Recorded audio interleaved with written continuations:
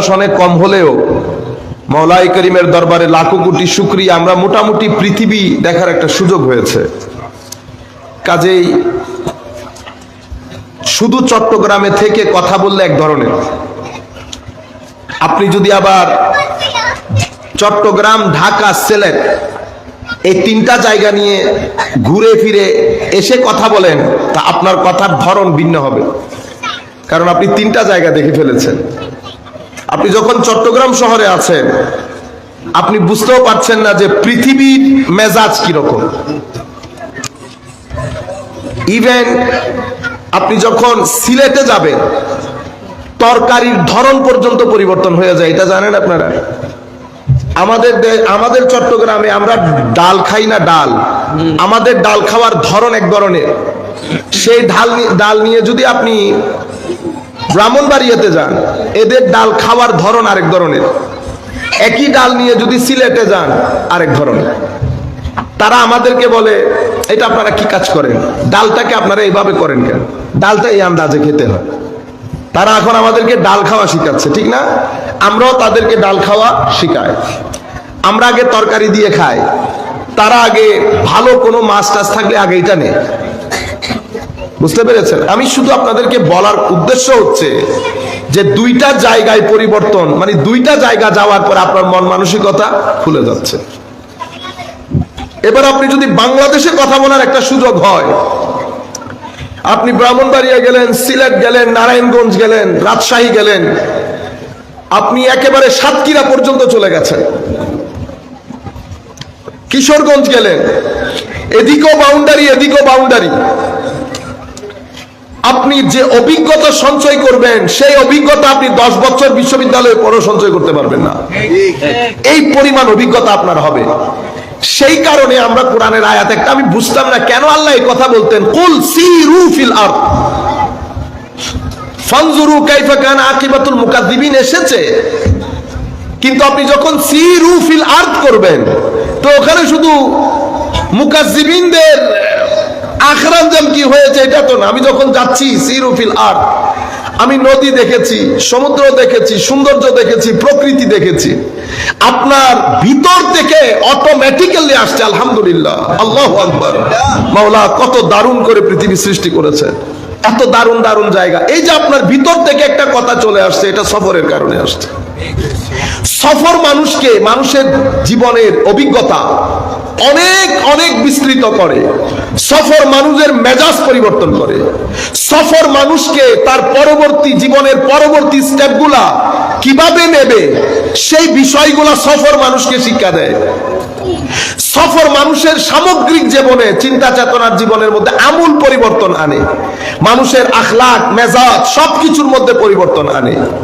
সেই কারণে কোরআনে পাকের মধ্যে আল্লাহ আমাদেরকে হুকুম দিয়েছেন কি করার জন্য? সফর করার জন্য। আমরা নবী করিম সাল্লাল্লাহু আলাইহি ওয়াসাল্লামের জীবনে সফর ছিল। আমার নবী সাল্লাল্লাহু আলাইহি ওয়াসাল্লাম নবুয়ত প্রকাশের আগেও ব্যবসা বাণিজ্যের জন্য আমার নবী সাল্লাল্লাহু আলাইহি ওয়াসাল্লাম বিভিন্ন দেশে গিয়েছেন, সফর করেছেন। আপনি যদি সাহাবায়ে কেরামের পরে আইম্মায়ে কেরামের কাছে আসেন, হেন কোন ইমাম পাবেন না যে ইমামের জীবনে সফর নেই। জন্ম এক জায়গায়, আজকে যার কথা বলার জন্য, যাকে ঘিরে আজকের আয়োজন, ওনার বাড়ি কোথায় এটা জানেন? ওনার বাড়ি কিন্তু বাগদাদ না। হুজুর গৌসুল আজম আব্দুল কাদের জিলানি বা গিলানি বা কাইলানি বা, বুঝতে পেরেছেন? জিলানিও বলে, গিলানিও বলে, কাইলানিও বলে, বুঝতে পেরেছেন? তো আমি আপনাদেরকে বলতে চাচ্ছি ওনার জন্মস্থানও কিন্তু বাগদাদ না, উনি অন্য একটা জায়গা থেকে সফর করে ইরাকে এসেছেন। হুজুর ইমামে আজম আবু হানিফা রাদিয়াল্লাহু তাআলা আনহু কুফার নগরে জন্মগ্রহণ করেন নাই, সফর করে এসেছেন। হুজুর শাহজালাল ইয়েমেনি রাদিয়াল্লাহু তাআলা আনহু এখানে জন্মগ্রহণ করেন নাই, সফর করে এসেছেন। আমরা এদিক সেদিক যাওয়ার দরকার কি? আমাদের যিনি জামিয়া যিনি আমাদেরকে গিফট করেছেন, হুজুর সৈয়দ আহমদ শাসরি কোটি রাদিয়াল্লাহু আনহু, চট্টগ্রামের মানুষ, চট্টগ্রামের মানুষ না। জন্ম এক জায়গায় করেছেন, আপনি সফর দেখেন। আপনি নবী, সিদ্দিক, উলামা, আইম্মা সবার জিন্দেগিতে সফর দেখবেন। সফর মানুষের মেজাজ পরিবর্তন করে ফেলে। সফর তো মাঝে মধ্যে এমন করে যে আপনার জবান বন্ধ হয়ে যায়, কি বলবেন বুঝতে পারবেন না। মানে পৃথিবীর মধ্যে একই জায়গায় একই দেশে এরকম পরিবর্তন, এরকম ভিন্নতা থাকতে পারে। লুব্বে লুবাব কথা যেটা বলতে চাচ্ছি, সামারি যদি আপনি আমাকে ফিগার আউট করতে বলেন, ফিগার আউট করলে আমরা এভাবে বলবো যে সফর মানুষের মন মানসিকতা থেকে গোঁড়ামি দূর করে দেয়। কি দূর করে দেয়? গোঁড়ামি, অ্যাগ্রেশন, অ্যারোগেন্স, এক্সট্রিমিজম, কনজারভেটিজম, রেডিক্যালিজম, এগুলাকে দূর করে দেয়। পৃথিবীর বিভিন্ন দেশ দেখার কারণে একটা আইডিয়া তো হয়েছে যে আমাদের এখানে সমস্যা কোন জায়গায়, এবং সমস্যার সমাধান যদি আমরা খুঁজতে যাই কি আন্দাজে খুঁজবো। নতুন প্রজন্মকে যদি পথ দেখাতে চাই, কিভাবে পথ দেখাবো? টর্চলাইট মেরে মেরে। এখন টর্চলাইটের কারো ঘরে আছে টর্চলাইট? এখন, আগে প্রত্যেকের ঘরে ঘরে টর্চলাইট জ্বলতো, এখন আছে? আপনি দেখেন আমাদের জিন্দেগিতে টর্চলাইট উঠে গেছে। আমরা যদি আরেকটু ব্যাকে যাই, আমরা যখন ক্লাস 4, 5, 6, 7 পড়তাম, তখন আমাদের ঘরের মাহফিলে আমরা দেখতাম দুই ধরনের বাতি জ্বলতো। একটাকে বলে হ্যারিকেন, হারিকেন জ্বলতো না? হারিকেনের আপগ্রেডেড ভার্সন, মানে এটা হলো পয়সাওয়ালারা জ্বালাইতো বেশি, মানে বড় মানুষ কি জ্বালাইতো? আমরা বলেন তো মেন্টল, মেন্টল হয়তো লন্ডন না মেন্টল হয়, মেন্টল একবারে জবরদস্ত ভাই। হ্যাঁ মেন্টল, মেন্টল কিন্তু স্টাইলিশ ভার্সন ছিল, মানে সবাই ইউজ করতো না, মডার্ন। এবং এই মেন্টল থেকে অনেক করে আগুনও লাগছে, বুঝতে পেরেছে? এখন এই প্রজন্ম যাদের 15 বছর, তাদেরকে মেন্টল বলে চিনাইতে পারবেন? আরে তাদেরকে মেন্টল চিনানো দূরের কথা, তাদেরকে যদি বলেন নকিয়া ফোন, চিনবে? আপনি নকিয়া ফোন পর্যন্ত চিনতেছেন না। মানে 10 বছরের পরিবর্তনে কিছু জিনিস সমাজ থেকে নাই হয়ে গেছে, কিন্তু আপনি আমি আমার তাবলীগ, তালিম, দ্বীনের দাওয়াত, ওয়াজ, এগুলার ধরন পরিবর্তন যদি না করি, আমার প্রজন্ম আমার কথা শুনবে? শুনবে না। এখন বুঝেছেন কি ঘটনা হচ্ছে? সেই কারণে একটা জিনিস আমাদের মাথায় রাখতে হবে যে পরিবর্তনটা খুব দ্রুত গতিতে হচ্ছে, এবং এই পরিবর্তন বুঝতে পারছেন না এমন মানুষের সংখ্যা এখানে নাই।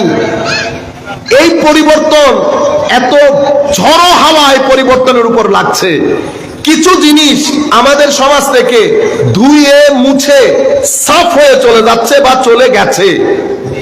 তোর মধ্যে একটা জিনিসের নাম হায়া। কি জিনিস? হায়া। আগে আমরা একজন আরেকজনকে যে হায়া করতাম, মুরব্বী বসা থাকলে সেদিকে যেতামও না, সেই হায়াটা এই পরিবর্তন একেবারে ধুয়ে মুছে সামনের দিকে নিয়ে গেছে। এবং আল্লাহ পাক জানে এটা আবার কখনো ব্যাক করে কিনা, সোসাইটিতে মেন্টলের মতো হয়ে গেছে। এই হায়াটা, এটা একটা স্লো পয়জনিং। এটা এমন ভাবে পয়জন গুলো দেওয়া হচ্ছে, একদিনে আপনাকে বেহায়া করা হয় নাই, স্টেপ বাই স্টেপ। আপনি টিভি দেখেন, টিভির ড্রামা দেখেন, অ্যাডভার্টাইজ দেখেন। আমি এখন একটা কথা বলি, আপনারা লিখে রাখবেন এটা।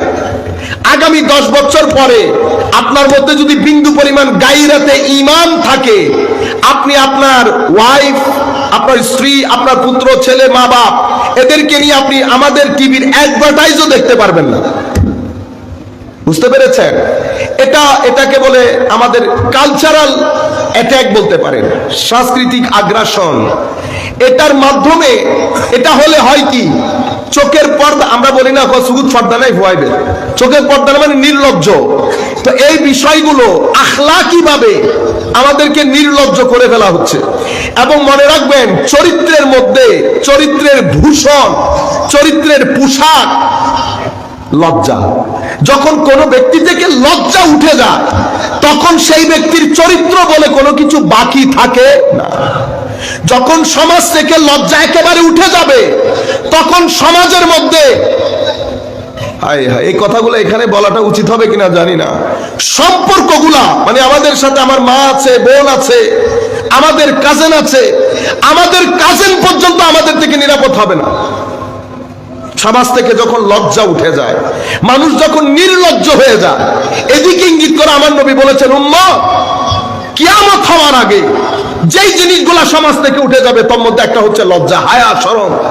পরিস্থিতি এমন পর্যায়ে যাবে, রাস্তা দিয়ে একটা মেয়ে যাওয়ার সময় ছেলেরা রাস্তার পারে, পুকুর পারে, দোকানের পারে দাঁড়িয়ে নেকড়ে বাঘের মতো ওই মেয়ের দিকে নজর দেবে।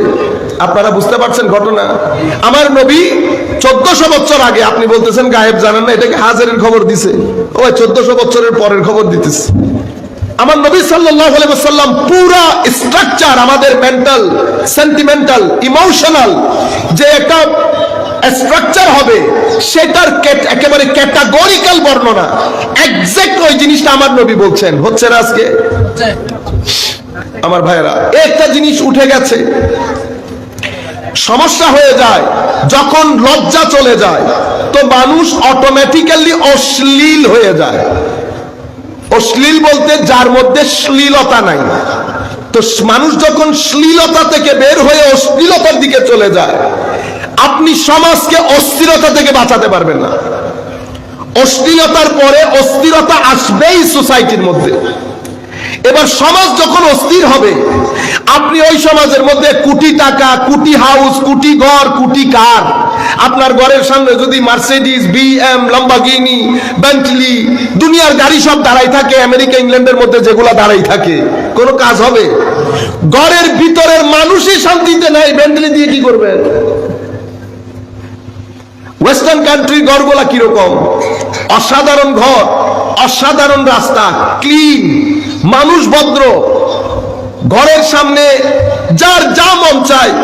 বাজারে গেছে বিএমডব্লিউ একটা নিয়ে আসছে, আবার গেছে একজনে বলছে যে মার্সিডিজ বিক্রি করতেছি, নিবানি দিয়ে দাও, তো মার্সিডিজ একটা নিয়ে আসছে। তো একদিন মার্সিডিজ নিয়ে বের হইলে একদিন বিএম নিয়ে বের হয়। কিন্তু আপনাদের মনে হয় কি, ওয়াও কি শান্তি? কেউ শান্তিতে নাই।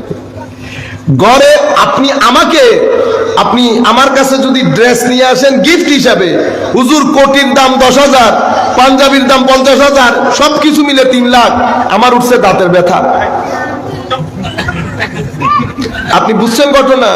এখন আপনি আমাকে 10 লাখ টাকা দিয়ে তো লাভ নাই, দাঁতের ব্যথায় আমি টিকতে পারতেছি না, আমি কি করব? দূর দফা করো বলে পাহাড়ে নিক্ষেপ করবো। এগুলা আমাদের এই টুকের মাঝখানে, এটার ভিতরে যদি শান্তি না থাকে, তো আপনি লাখ টাকা, লাখ পয়সা দিয়ে কি করবেন? ধর্ম আপনার ভিতরের জগৎকে শান্তি করে, এতটুকু। সেই কারণে আপনি যদি আধুনিকতার নাম দিয়ে ধর্মকে বাইর করে দিতে চান, বের করে দেন, অসুবিধা নাই, তবে আপনি স্থির হতে পারবেন না। আপনি স্থির হতে পারবেন, ধর্ম বাদ দিয়ে আপনি শান্তি পাবেন না, ইম্পসিবল। সেই কারণে আমাদের আকীদা, যখন আমরা লা ইলাহা ইল্লাল্লাহ পড়ি, আমাদেরকে বলা হয় মুমিন, মানে ঈমান এনেছি। তো ঈমানের নাম ঈমান কেন? ঈমান শব্দটার সাথে ঈমান আনয়নের পরে আমরা যেটা অর্জন করি সেটার সাথে একটা মিল থাকতে হবে না? তো ঈমানকে ঈমান কেন বলা হয়? তো ঈমানকে ঈমান বলা হয় ঈমান শব্দটি আমন থেকে, আলিফ মিম নুন, আমন। আমন মানে নিরাপত্তা, আমন মানে শান্তি, আমন মানে স্থিরতা। তো মওলা ঈমানের সাথে স্থিরতার সম্পর্ক কি? তুমি এগুলোর উপর বিশ্বাস করলে অন্তর স্থির হয়ে যাবে। কেন? কারণ তুমি যদি এগুলাতে বিশ্বাস না করো, তো তোমার ভিতরে কিছু প্রশ্ন আসবে, সেই প্রশ্নের তুমি উত্তর পাবা না, কেউ তোমাকে উত্তর দিতে পারবে না। মওলা যেমন আমাকে নিয়ে প্রশ্ন করবে, তুমি তো আমাকে নিয়ে কিছু বলতে পারবে না। কেন? কারণ আমি তো তোমার পঞ্চ ইন্দ্রিয়ের বাইরে, আমার কোনো মত নাই, আমার কোনো মত নাই। আমি আকৃতি, প্রকৃতি, গঠন, ধরন, সব কিছুর দিক থেকে সৃষ্টির সাথে স্রষ্টার কোনো সাদৃশ্য নাই। মাওলা, তো আপনার যদি মত না থাকে, তো আমার আল্লাহ বলছেন যেহেতু মত নাই, পঞ্চ ইন্দ্রিয় দিয়ে তুমি আমাকে বোঝার চেষ্টা করলে বুঝতে পারবে না। এটা তোমার ভিতরে টেনশন ক্রিয়েট করবে। তুমি কোত্থেকে এসেছো, কোথায় যাবে, কেন আসলা, কে বানালো, কেন বানালো, মারা কেন যাও, মারা যাওয়া মানে কি? মারা যাওয়া, যিনি মারা যান ওনার হাত একটা কি গায়েব হয়ে যায়, চোখ গায়েব হয়ে যায়। খাই ইবনে ইয়াকজান, শেখ ইবনে রুশদ লিখেছেন অনেক আগে, আমি চলতে চলতে কিছু কথা বেটা আমি দেখতেছি কলেজ ইউনিভার্সিটির স্টুডেন্ট কিছু আছে, এই জন্য কিছু কথা, হয়তো অনেক কথা আপনাদের প্রয়োজন নাও হতে পারে। ডক্টর ইয়েস্টেন গার্ডার লিখেছে সোফিস্ট ওয়ার্ল্ড। ডক্টর ইয়েস্টেন গার্ডার উনি সোফিস্ট ওয়ার্ল্ড লিখেছেন, দর্শনের হিস্ট্রি লিখেছেন, দর্শনের কাব্য আকার, মানে কি বলে এটারে, সাহিত্য আকারে, গল্প আকারে। সফি একটা মেয়েকে দিয়ে পুরা দর্শন সাজিয়েছে, কিন্তু এটাতে আপনি যদি 1 পৃষ্ঠা 2 পৃষ্ঠা পড়েন মজা লাগে না। এর শত শত হাজার হাজার বছর আগে ইবনে রুশদ, ইমাম ইবনে রুশদ, ফিকহেরও ইমাম, দর্শনেরও ইমাম, হাদিসেরও ইমাম, ইমাম ইবনে রুশদ, উনিও ইমাম ইবনে রুশদ। আমি এখন যে ইবনে রুশদের কথা বলতেছি ওনাকে বলে নাতি ইবনে রুশদ, নাতি ইবনে রুশদ। ওনার দাদার নামও ইবনে রুশদ। তো ওনার দাদাকে যখন রুশদ বলা হয়, ইবনে রুশদ, তখন বলা হয় দাদা ইবনে রুশদ, দাদা ইবনে রুশদ। তো উনিও একটা কিতাব লিখেছেন দর্শনের হিস্ট্রি, হাই ইবনে ইয়াকজান, হাই ইবনে ইয়াকজান, হাই ইবনে ইয়াকজান। এত অ্যামেজিং হিস্ট্রি, 25-30 পৃষ্ঠার মধ্যে পুরা দর্শন লিখে ফেলেছে। আপনি 2 পৃষ্ঠা পড়ার পর 30 পৃষ্ঠা না পড়ে ঘুমাইতে পারবেন না, ভিতরে আপনাকে অস্থির করে ফেলবে, এত দারুণ করে লিখেছে। সেই জায়গার মধ্যে হাই ইবনে ইয়াকজান একজন ব্যক্তির নাম, জন্মগ্রহণ করেছে জঙ্গলে, জঙ্গলে তাকে পালন করেছে একটা হরিণ, হরিণ গেছে মারা। এখন ওই ব্যক্তি হাই ইবনে ইয়াকজান একটা কাহিনী লিখেছে আল্লাহর অস্তিত্ব পর্যন্ত পৌঁছানোর জন্য আপনাকে। এখন উনি লিখছেন হাই ইবনে ইয়াকজান দেখছে হরিণ নড়ে না, মারা যাওয়া এই বিষয়ের সাথে উনি পরিচিত ছিলেন না, উনি কখনো দেখেনও নাই, উনি জানেনও না মারা যাওয়া কি। এখন উনি দেখছেন হরিণ নড়ে না, কিরে ভাই হরিণ নড়ে না কেন, দুনিয়ার হরিণ সব হাঁটে। পরে উনি কি করলেন, একটা জিন্দা হরিণ নিলেন আর একটা মুর্দা হরিণ নিলেন, দুইটারে জবাই করলেন, পিস পিস করলেন দেখার জন্য মুর্দা হরিণের মধ্যে কি এমন জিনিস নাই যেটা জিন্দা হরিণের মধ্যে আছে। উনি করে দেখলেন কই, এখানে তো কারো মধ্যে কোনো, সব অঙ্গ জায়গায়, কিন্তু একটা নড়ছে আর একটা নড়ছে না। তখন উনি বুঝতে পারলেন না ঘটনা এখানে না, ঘটনা অন্য জায়গায়। কেউ একজন এটা ঘটিয়েছে, কেউ একজন এটা ঘটিয়েছে, এই ঘটনার পিছনে কেউ একজন আছে, এই কেউ একজন আছে থেকে ওনার এই যাত্রা, দর্শনের যাত্রা শুরু। অ্যামেজিং হিস্ট্রি লিখেছে। আপনারা যারা কলেজ বিশ্ববিদ্যালয়ে পড়েন বেটা, আপনারা গুগল থেকে চেক করে হাই ইবনে ইয়াকজান বের করতে পারেন। আমি আপনাদেরকে যেটা বলতে চাচ্ছি যে এই জিনিসগুলো আপনি জানেন, ইউরোপের মধ্যে অনেক মানুষ আত্মহত্যা করে শুধু এগুলার কারণে। কেন আসলাম, যখন একটা পর্যায়ে চলে যায়, মা মারা গেছে ফর এক্সাম্পল, আত্মীয় স্বজন মারা গেছে, বউ মারা গেছে, এই তাদেরকে এটা অস্থির করে তুলে, পাগল হয়ে যায়। কেন আসলাম, কোথায় দিচ্ছি, কেন দিচ্ছি, যেটা বের হয়ে গেছে সেটা দেখতে কেমন, কেন বের হলো, কার নির্দেশে বের হলো, বের হয়ে কোথায় গেছে, আমি এখানে কেন পড়ে আছি, যিনি আমাকে সৃষ্টি করেছেন ওনাকে দেখি না কেন, উনি কোথায় থাকেন, এত সাফারিং, এত ব্যথা, এত দরদ, কবরের মধ্যে এরকম মাটি চাপা দিয়ে দেওয়া, সবকিছু মিলে পাগলের মতো করে ফেলছে না। এবার উনি স্যার, প্রফেসর, ইঞ্জিনিয়ার সবার ধারে ধারে ঘুরতেছে, হুজুর এই প্রশ্নগুলোর উত্তর। তো এই প্রশ্নগুলোর উত্তর তো কেউ দেয় না আপনাদেরকে। ঢাকা ইউনিভার্সিটিতে গেলেও দরজা বন্ধ করে দেবে, হারবার্ডে গেলেও দরজা বন্ধ করে দেবে। এই প্রশ্নের উত্তর কেউ ডিল করে না, এটা ডিল করে মদিনা শরীফ। বুঝতে পেরেছেন, কারা ডিল করে? সবুজ গম্বুজ থেকে ডিল হয় এগুলা ক্যাটাগরিক্যালি। আমি বলছি আসেন আমি বলি, তখন আপনি কোরআনও খুললেন, হাদিসও খুললেন, বলেন কোন প্রশ্ন, কোত্থেকে এসেছেন, বলতেছি কোত্থেকে এসেছে। বুঝতে পেরেছেন? এখন আপনি বলতেছেন না এটা তো আমি বিশ্বাস করব কেন, তখন আমি বলতেছি এটা কেন বিশ্বাস করবেন না, এটা আপনি এলা দাবি করতেছেন। আমি বলতেছি আমি দাবি করি নাই তো, চ্যালেঞ্জ করতেছি। দাবি আর চ্যালেঞ্জের মধ্যে ভাড়া গেছে। তো কি ধরেন আমি আপনারা দিলাম এটা, এখানে 5 থেকে 1000 বিজ্ঞান বিষয়ে কথাবার্তা আছে। কোরআন বিজ্ঞানের কিতাব না, কোরআন হেদায়েতের কিতাব। আমাদেরকে বিজ্ঞান শিখাইতে আসে নাই, কিন্তু কিছু বিজ্ঞানের কথা বলছে। আপনি এটা যদি পারেন, এটা রক করে এনে দেখান। 1400 বছর আগে আমার নবী সাল্লাল্লাহু আলাইহি ওয়াসাল্লাম সৃষ্টি কিভাবে হলো, আমি কিভাবে আসলাম, ইউনিভার্স কিভাবে সৃষ্টি হয়েছে, এটা আবার কিভাবে ধ্বংসের মুখোমুখি হবে, ইউনিভার্সে কি আছে, শুরু কি ছিল, ক্যাটাগরিক্যালি বলছে। তখন তো বিজ্ঞানের যুগ ছিল না। আমরা এই কথাগুলো আপনাদেরকে চলতে চলতে বলছি, এমন না যে কোরআন বিজ্ঞানের কিতাব বলতে এসেছি। ন, কোরআন ধর্মের কিতাব। কোরআন দিন আপনাকে হেদায়েত, আখিরাত, পরকাল শিখাইতে আসছে। বিজ্ঞান কোরআনের সাবজেক্ট ম্যাটার না, কিন্তু এটাকে ডিল করেছে কোরআন। আপনি এটাকে বলতে পারবেন না যে এটা ধর্মের কিতাব। কেমন ধর্মের কিতাব? আমি কথাগুলো বলছি কারণ আমি কিছু টিভি, কিছু টক শোর কথাবার্তা আমাদের কানে আসে। আপনি এটার সাথে বাইবেল তুলনা করিয়েন না, আপনি এটার সাথে আমাদের হিন্দু ভাইদের কোন ধর্মগ্রন্থ তুলনা করিয়েন না, কারণ এই কিতাব আপনাকে যেদিন অবতীর্ণ হয়েছে সেদিনই বলছে জালিকাল কিতাব, এটা আল কিতাব, এটা শুধু কিতাব না। কেন আল কিতাব?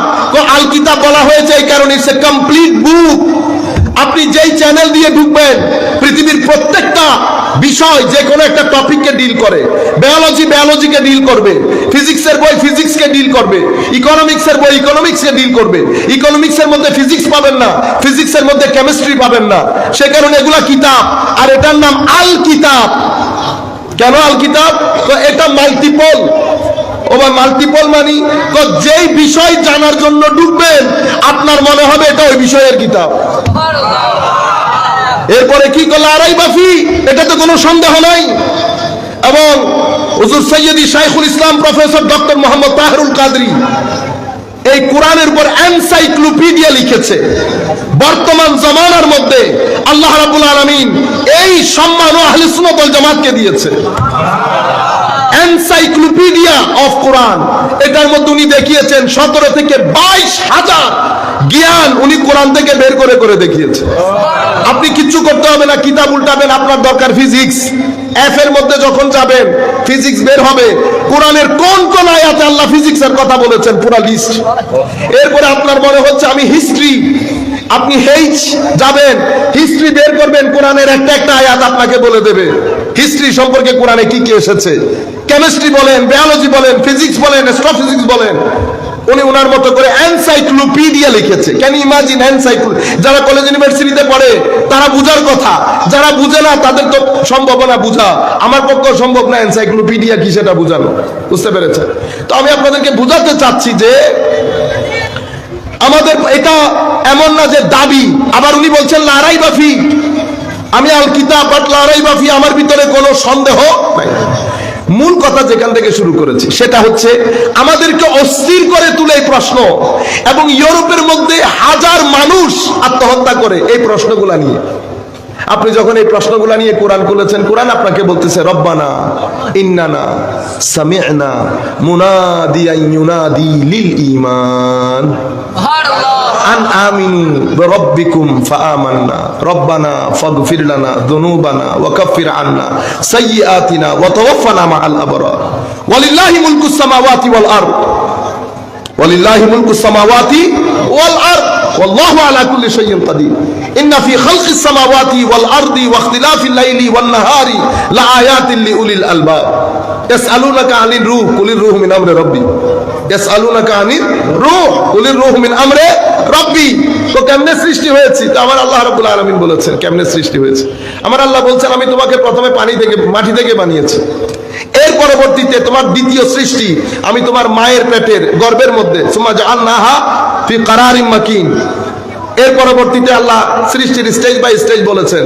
মুদগা বলেছেন, মুদগা থেকে আলাকা, আলাকা ফাকাসাউনাহা লাহমা। এরপরে বলছে আমি তোমাকে এরপরে নতুন একটা শেপ দিয়েছি, ফাতাবারাকাল্লাহু আহসানুল খালিকিন। এখন এটা নিয়ে যখন আপনি বায়োলজির কাছে গেছেন, বায়োলজি বলতেছে এক্সাক্ট এই জিনিসটাই আমরা বিজ্ঞানে পেয়েছি। এবার পরে আমার আল্লাহ বলতেছেন সুম্মা ইন্নাকুম বাদা যালিকা লামাইতুন, এরপরে তোমরা পৃথিবীতে মারা যেতে হবে। সুম্মা ইন্নাকুম বাদা যালিকা, এর পরবর্তীতে লাতুবা আসুন, আমি যদি আয়াত ভুল না করে থাকি। এরপর আবার আল্লাহ বলছেন আবার তোমাদেরকে জীবিত করব, আমার পাশে দাঁড়াই, আমার কোর্টে দাঁড়াতে হবে তোমার কাজের জন্য। তাহলে আমি পুরো কনসেপ্ট ক্লিয়ার হয়ে গেল না? আমি কোত্থেকে এসেছি, কে সৃষ্টি করেছেন? এটা তো আল্লাহ। ওয়ালিল্লাহি মুলকুস সামাওয়াতি, আল্লাহুল্লাযী খালাকাকুম। আমার আল্লাহ বলছেন আল্লাহুল্লাযী খালাকাকুম সুম্মা রাযাকাকুম সুম্মা ইউমীতুকুম সুম্মা ইউহয়ীকুম হাল ফি যালিকা সুম্মা ইউহয়ীকুম। এরপরে বলতেছে হাল, আল্লাহ তোমাদেরকে সৃষ্টি করেছেন, এরপরে তোমাদেরকে মৃত্যুবরণ রিজিক দিয়েছেন, এরপরে তোমাদেরকে মৃত্যু দান করবেন। এই জায়গার মধ্যে হাল ফি যালিকা মাইয়াফআলু মিন যালিকুম মিন শাই সুবহানাহু ওয়া তাআলা আম্মা ইউশরিকুন। এই কাজগুলা তোমাদের অন্য কেউ করে দেখাতে পারবে? করতে পারবে না, আমি করেছি। এটা সূরা ফাতিহার শুরু দিয়ে আল্লাহ ক্লিয়ার করে দিয়েছেন আলহামদুলিল্লাহ রব্বিল আলামিন, রব্বিল আলহামদুলিল্লাহ বলে আল্লাহ রাব্বুল আলামিন কনসেন্ট্রেশন ড্র করছেন। আমার প্রশংসা কেন? আমি তোমার প্রতিপালক। কে বলছেন? আমি তোমার প্রতিপালক। পরিচয় আমার পরিচয় আর রহমান। কেন রহমান? আমি যখন তোমার উপর রহমত করি তো তোমার চেহারা দেখি না, গোত্র দেখি না, ধর্ম দেখি না, প্রয়োজন দেখি। যার প্রয়োজন তাকে দয়া করি। তো আপনি যে দয়া করেন এটার প্রমাণ কই যে অক্সিজেন নিচ্ছ সেটা? তুমি হসপিটালে যাও অক্সিজেন নেওয়ার জন্য 2 ঘন্টা অক্সিজেন নিলে জমিন বিক্রি করে ফেলতে হবে, ঠিক না? কিন্তু এখানে খোলা ময়দান, যা কিছু প্রয়োজন পুরো পৃথিবীকে ডিজাইন করেছেন পানি দিয়ে, সমুদ্র দিয়ে, পাহাড় দিয়ে, আপনি জঙ্গল দিয়ে, আজীব করে আল্লাহ সৃষ্টি করেছেন। আপনি যান বাংলাদেশ পর্যন্ত কত সুন্দর, আপনারা এক জায়গায় বসে থাকেন বন্ধু বান্ধব নিয়ে। আমরা এখন আজীব ওই সারাদিন মোবাইল গুতাগুতির মধ্যে থাকি। মোবাইল গুতাগুতি করবেন কেন? একটু সময় পাবেন গ্রিনারি দেখতে যাবেন, একটু সময় পাবেন সমুদ্র দেখতে যাবেন। সমুদ্রের দিকে তো 10 মিনিট দেখে থাকলে অন্তর পরিষ্কার হয়ে যায়। আল্লাহ সৃষ্টি তো। আপনি সমুদ্রের দিকে 10 মিনিট চেয়ে থাকবেন, সমুদ্রের দিকে 10 মিনিট চেয়ে থাকবেন, 1 বোতল ভিটামিন খেলে যে কাজ হবে, সমুদ্রের দিকে 10 মিনিট চেয়ে থাকলে একই লাভ হবে। আমার আল্লাহর কুদরত দেখবেন, আল্লাহর দরবারে শুকরিয়া আদায় করবেন, মাইন্ড ফ্রেশ থাকবে, অস্থিরতা আসবে না। আপনারা বুঝতে পেরেছেন? তো এই তাবৎ জিনিসগুলা মিলিয়ে আমাদের ভিতরের জগৎকে স্থির করে। কিন্তু আমি কথা করি, আমাদের কিন্তু সমাজ যদি আপনি অশ্লীল হয়ে যায়, সমাজকে আপনি অস্থিরতা থেকে বাঁচাতে পারবেন না। হায়ার কারণে অশ্লীলতা, অশ্লীলতার কারণে অস্থিরতা। অস্থিরতার প্রমাণ কি? আপনি দেখেন আমরা গত 2 বছরে এই যে বলি না বোরিং বোরিং বোরিং, বারবার শব্দটা ইউজ করছি বোরিং, অথচ আমাদের সময়কালে বোরিং শব্দ নামে যে কিছু একটা আল্লাহর দুনিয়াতে আছে আমরা জানতামও না। কিন্তু আপনি যে বোরিং শব্দটা ব্যবহার করছেন এটা সোসাইটির জন্য অ্যালার্মিং সিচুয়েশন, মোর ডেঞ্জারাস দেন করোনা। করোনার চেয়ে খতরনাক আমার ছেলেরা যখন বলে বোরিং, তার মানে আপনি জীবনের প্রতি আপনি জীবন শুরুই করেন না এখনো। আমাদের মুরব্বিয়ানে কেরাম বলছে কোনোদিন বোরিং। যাচ্ছে, রিটায়ারমেন্ট হয়েছে, মসজিদে যাচ্ছে, নামাজ পড়ছে, রাস্তাঘাটের লোকজনের সাথে কথা বলছে, ঘরে চলে যাচ্ছে, কোনো বোরিং নাই। কিন্তু আমার জীবনে বোরিং আছে। তাইলে কিছু একটা তো সমস্যা আছে। সে সমস্যা কোনটা? আপনি ধর্ম বাদ দিয়ে, দিন বাদ দিয়ে আপনি সমাজে শান্তি প্রতিষ্ঠা করতে পারবেন না। সেটা যদি কেউ প্রতিষ্ঠা করতে পারতো তো আমেরিকা পারতো। আমেরিকা বলতে পারতো আমি সবচেয়ে সুখী, কিন্তু আমেরিকা বলছে আমি উন্নত দেশ, সুখী দেশ বলতে পারছে না। আমার সেই উন্নয়নের দরকার নাই যেই উন্নয়ন আমার, মানে উন্নয়নের জোয়ার যখন আসবে সেই জোয়ারের মধ্যে আমার ফ্যামিলি ব্রেকডাউন, মাতা পিতার সম্পর্ক, ছেলে পুত্রের সম্পর্কের মধ্যে যদি ধস নামে, সমাজের মধ্যে যদি স্বামী স্ত্রীর ডিভোর্স রেট বেড়ে যায়, সিঙ্গেল প্যারেন্টিং বেড়ে যায়, আমার কোনো দরকার আছে উন্নয়নের? না। সেই কারণে আমার এমন উন্নয়ন দরকার যেই উন্নয়নের মধ্যে আগে আমার শান্তি নিশ্চিত হবে আমার ঘরের মধ্যে। কারণ ফ্যামিলি ব্রেকডাউন কখন হয়? ফ্যামিলির মধ্যে এই যে ডিভোর্স রেট বেড়ে যাওয়া, আপনি লাস্ট 10 ইয়ার্সের ডিভোর্স রেট দেখেন, অনেক বেড়ে গেছে সোসাইটির মধ্যে। কিন্তু রমজানের মধ্যে ডিভোর্স রেট কমে যায়, এটা জানেন? রমজানে ডিভোর্স রেট কমে, ক্রাইম রেট কমে, রেপিং রেট কমে, ঘুষ আদান প্রদান কমে, করাপশন কমে। কেন? রমজানের বাংলাদেশি বাংলাদেশি নতা হে উনকি অন্য জগতের যেগুলো বা, এটাই মানুষের কারিশমা। মানুষকে আল্লাহ সৃষ্টি করেছেন এভাবে, মানুষ ইচ্ছে যদি করে আসমান পর্যন্ত গিয়ে লাগতে পারে।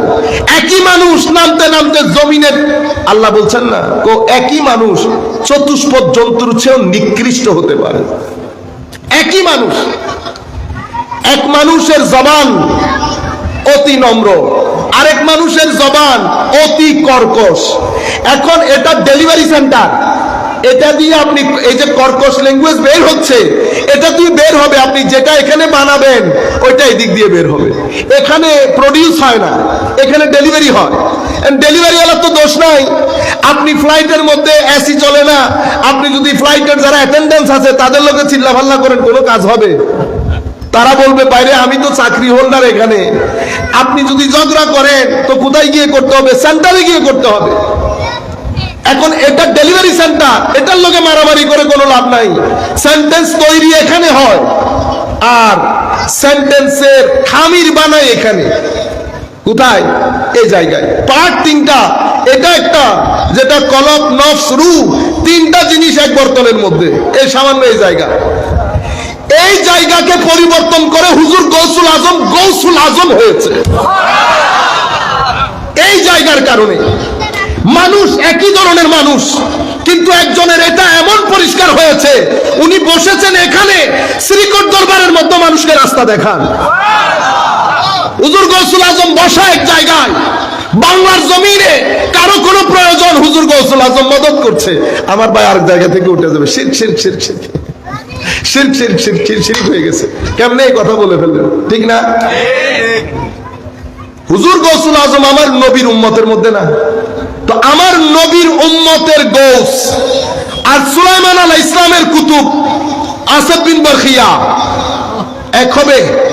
এক হবে না। তো আসেফ বিন বরখিয়া সুলাইমান আলাইহিস ইসলামের সাথে বসে যদি বলে 100 মাইল দূরে ইয়েমেন থেকে বিলকিসের সিংহাসন, blinking of eyes, can you imagine? আপনি চিন্তা করতে পারবেন? বলছে হুজুর আপনি চোখের ব্লিঙ্কিং করার আগে আমি এটা নিয়ে আপনার দরবারে হাজির করব। এরপর আপনি ঝগড়া কোরআনের সাথে করতে হবে, ঝগড়া কোরআনে পাকের সাথে করতে হবে। আমরা জানি না জিনিসগুলা, না জেনে অনেক কিছু, আর আমরা যারা বলি আমরা কোরআন হাদিস থেকে বলি না। আমাদের টার্গেট কোরআন সুন্নাহ থেকে নতুন প্রজন্মকে যাই বলবো, কারণ তাদেরকে বোঝানো হয়েছে যে কোরআন সুন্নাহর মধ্যে এগুলো আসে নাই। তো আমি আপনাদেরকে বলছি যে ওই যে শত মাইল দূরে, ওখান থেকে চোখের পলকের মধ্যে বলে হুজুর পলক পড়ার আগে আমি নিয়ে আসবো আপনার দরবারে। কিসের গুণে? এলমের গুণে। ও ভাই এটা কোন এলম? আমরা পড়তে পড়তে, হুজুররা পড়তে পড়তে মাজা ব্যথা হয়ে গেছে, আমাদের ইশারা দিয়ে কিছু হয় না। এটা কোন জাতের এলম? আল্লাহ কোরআনে পাকের মধ্যে বলছেন ওয়াকাল আল্লাযী ইনদাহু ইলমুম মিনাল কিতাব, যার কাছে কিতাবের এলম ছিল। আবার হুজুর গৌসুল আজম বলছে দারাস্তুল ইলমা হাত্তা সিরতু কুতুবা, আমি জ্ঞান শিখেছি, জ্ঞান আমাকে কুতুবিয়তের মর্যাদায় নিয়ে গেছে। কোন জ্ঞান? আপনারা মনে করছেন না ওগুলো আল্লাহর ওলি শুধু কারামত দেখাইছে? কারামত দেখাই নাই। এই সিনার মধ্যে যতক্ষণ পর্যন্ত জ্ঞান না আসে, ওলি হয় না, গৌস হয় না, কুতুব হয় না। আল্লাহ যখন কাউকে নবুয়ত দান করেন, তো সেটাকে আল্লাহ কোরআনের মধ্যে এলম বলেছেন। কি বলেছেন? এলম। কিন্তু বেলায়েত আর নবুয়তের এলমের মধ্যে পার্থক্য আছে। এই এলম আর আমাদের এলমের মধ্যে পার্থক্য আছে। আমি আপনাদেরকে যেটা বোঝাতে চাচ্ছি, এই এলমের জন্ম এখানে, এই এলমের জন্ম মানে এই সিনার মাধ্যমে কেউ বিলকিসের সিংহাসন চোখের পলকে নিয়ে আসে, আর এই সিনার মাধ্যমে কোরআনে পাকের কথা না। মুসা আলাইহিস ইসলামকে যখন জিজ্ঞেস করা হয়েছে হুজুর পৃথিবীর মধ্যে আপনার চেয়ে বেশি জানেন এমন কেউ আছে? না, এমন কেউ নেই, আই এম দ্য বেস্ট। তখন আল্লাহ রাব্বুল আলামিন বলছেন মুসা একটু অসমীচীন হয়ে গেল না? আছে তো, অন্য অ্যাঙ্গেল থেকে বেশি জানার লোক জমিনে আছে তো। কে আছে? হযরত, আপনারা বলেন না খিজির, খাদির বলেন, খিদির বলেন, খাদর বলেন, যেটাই বলেন, আমি বাংলায় বলি খিজির, তো আপনারা বলেন খিজির। তো হযরত খিদির আলাইহিস সালাতু ওয়াস সালাম বেশিরভাগ উলামায়ে কেরামের মতো উনি আল্লাহর ওলি ছিলেন। কি ছিলেন? আল্লাহর ওলি। তো এখন আল্লাহর ওলির কাছে নবী যাচ্ছেন, আমি অনেক কথা আপনারা শুনেছেন, সেগুলা বলবো না।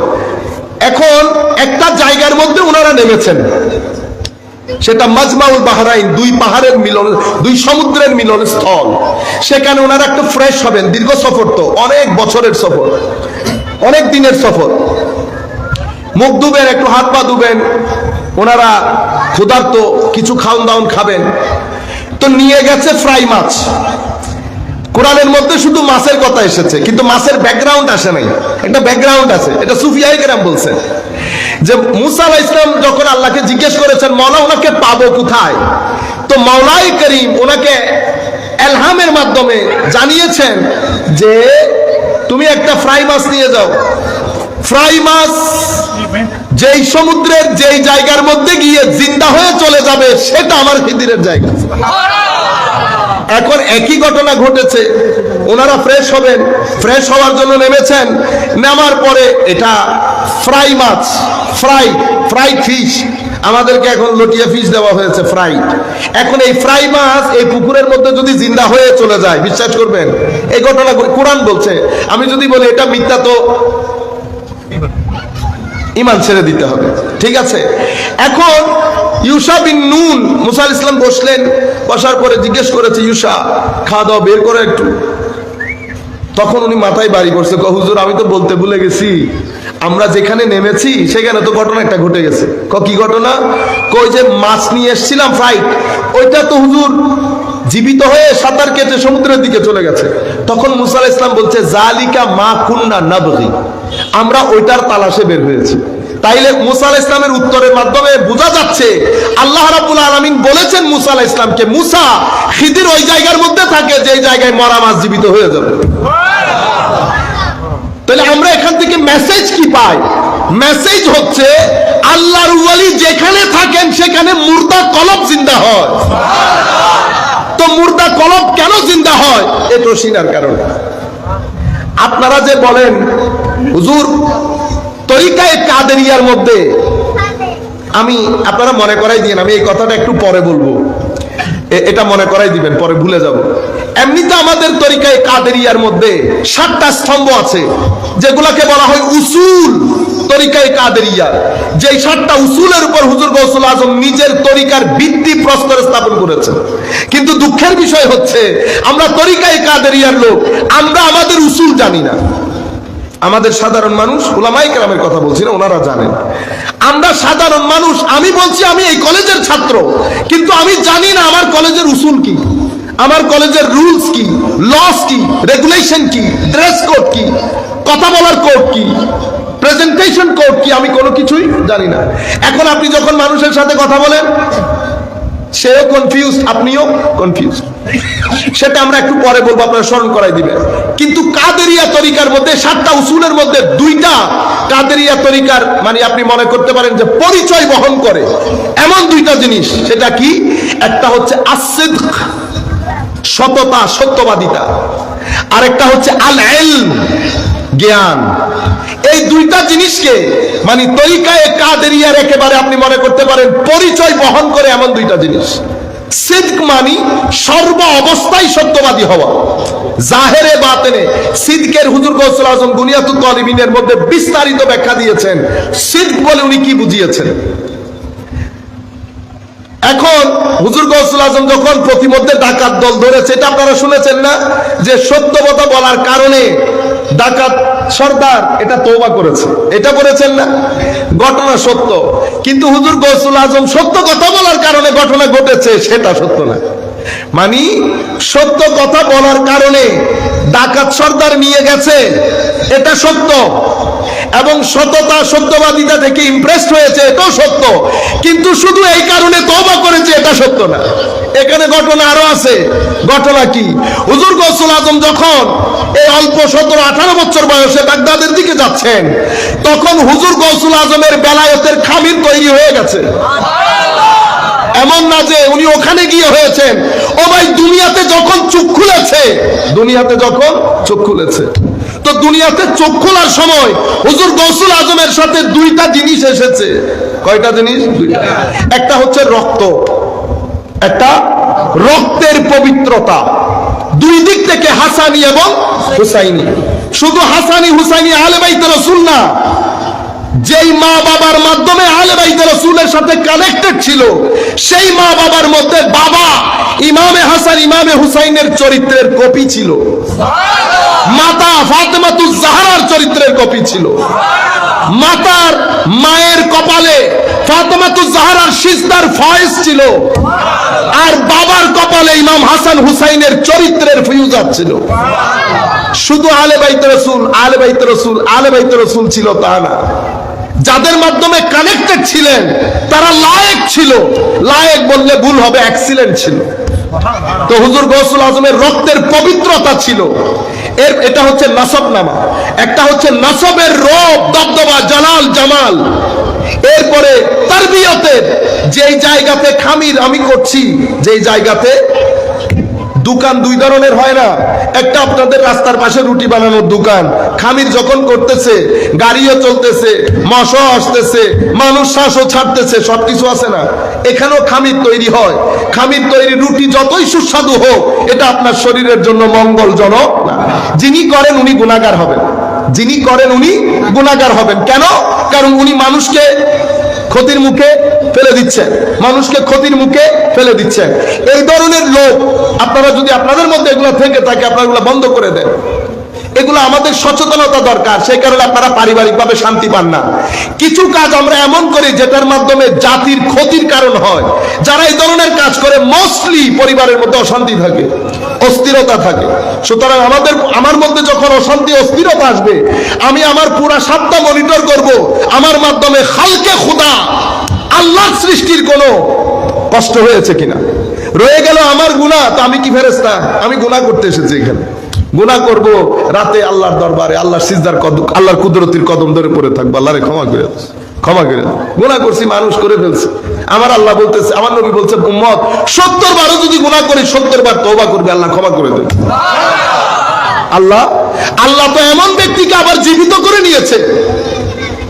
বনী ইসরাইলের এমন গুনাহ করেছে, উনি নিজেও বুঝতে পেরেছেন যে আল্লাহ ছাড়বেন না। কি পরিমাণ গুনাহ, এবার হয়তো মানুষের হক নষ্ট করেছে, উনি জানতেন, অ্যাওয়ারনেস হয়েছে। কিন্তু পরবর্তীতে অনুতপ্ততা এসেছে, হাই খোদা, আল্লাহ যদি আমাকে পান তাহলে তো খবর আছে। তখন উনি ওনার সন্তানদেরকে ডেকে বলেছেন, আমি মারা গেলে আমাকে একেবারে জ্বালিয়ে ছাইপুর যা হবে তা সমুদ্রে নিক্ষেপ করবা। মওলাই করিমের রহমতের সমুদ্রের মধ্যে ঢেউ শুরু হয়ে গেছে। কি বলে আমার বান্দা,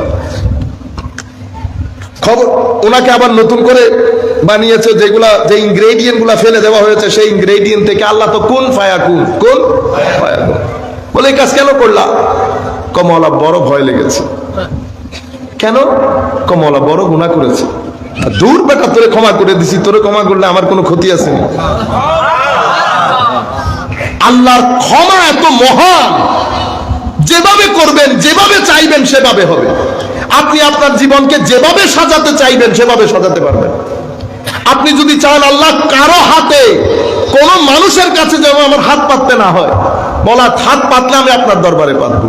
আপনার জিন্দেগিতে আল্লাহ আপনাকে কারো ঘরে, কারো দুয়ারে নিয়ে যাবেন। আল্লাহর দরবারে যখন মিনতি করে, নিয়ত সহি করে বলবেন, আল্লাহ হারাম খাওয়ার আগে যেন আমার রূহ কবজ হয়ে যায়, জিন্দেগি চলে যাবে। বিদেশে যাবেন, দেখা যাচ্ছে বার্গার দিছে, বার্গার দেওয়ার পরে এটাতে হারাম মিশ্রিত ছিল। কিরকম হারাম? সে বলতেছে এটা হালাল।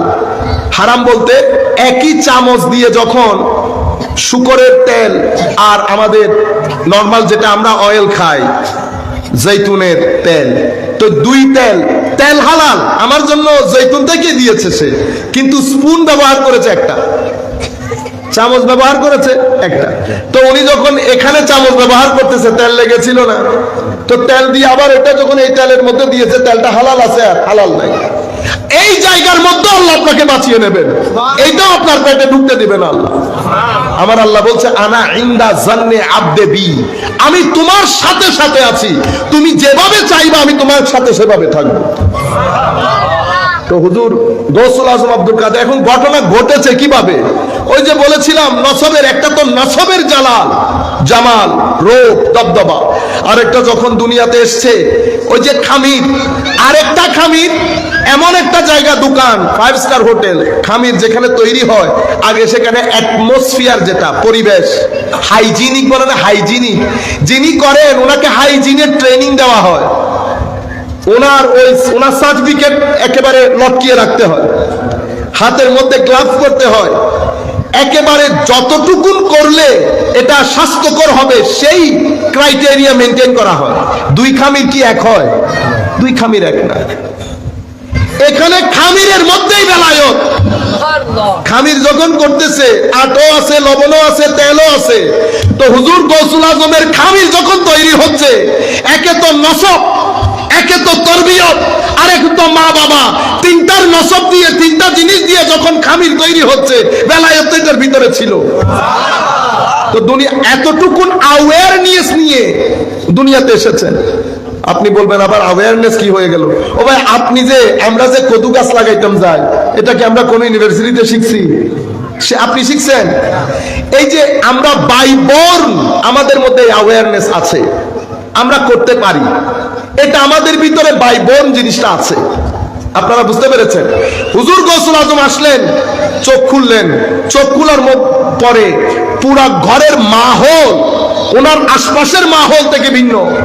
এখানে কেউ জোরে কথা বলে না, এখানে তুই তুকারি নাই, গীবত নাই, হায়া আছে, তাকওয়া আছে, তিলাওয়াতে কোরআন আছে, জিকির ইলাহি আছে। মানুষজন বাইরে থেকে আসলে তাদের সাহায্য আছে।